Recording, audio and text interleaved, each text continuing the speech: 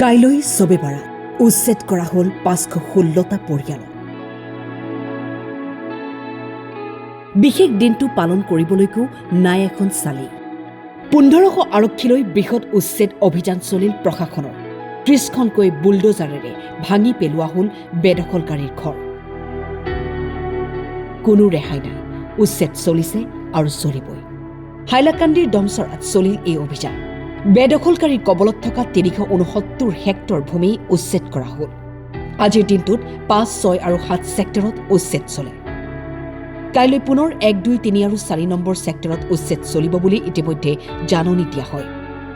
আমাৰ ইয়াতে ৫১৬টা ফেমিলি আছে আৰু টোটেল লেণ্ড আমাৰ প্ৰায় 400 হেক্টৰ মানে 369 হেক্টৰ। আজি ফেব্ৰুৱাৰী ২ তাৰিখ ২০২৬-ৰ ৩টা ছেক্টৰত কাম হৈ আছে, ছেক্টৰ 5, 6, 7 আৰু অহাকালি বাকী 4টাত হ'ব, ছেক্টৰ 1, 2, 3, 4। গতিকে ইয়াতে মানুহ যিখিনি অবৈধ দখলকাৰী আছিল তেওঁলোকে দেখিছে তেওঁলোকৰ নিজৰ কাগজ দেখাব পৰা একো নাই। যদিও আমি এজ পাৰ ল' মানি তেওঁলোকক মানে 15+15 মানে 1 মাহৰ টাইম দিছিলোঁ। এই 1 মাহত তেওঁলোকে কিছুমানে আহিছিল যদিও এইটো কোনো ভেলিড ডকুমেণ্ট দেখাব পৰা নাই। ইয়াৰ পিছত মহামান্য আদালতৰ পৰা তেওঁলোকক 10 দিন টাইম দিয়া হৈছিল। এই 10 দিনৰ ভিতৰত তেওঁলোকে সেই একেই ছেম কাগজ দেখুৱাইছে, কোনো স্পেচিয়েল কাগজ বা ভেলিড কাগজ দেখাব পৰা নাই। গতিকে তেওঁলোকে মানে কি কৰিছে মানে সেইকাৰণে শান্তিপূৰ্ণভাৱে ওলাই গৈছে আৰু আমি শান্তিপূৰ্ণ বেকচাইড দেখিছে কাম হৈ আছে। হাইলাকান্দিৰ পৰা ৰাহাতুল আখতাৰ বৰভূঞাৰ ৰিপৰ্ট, টাইম 8।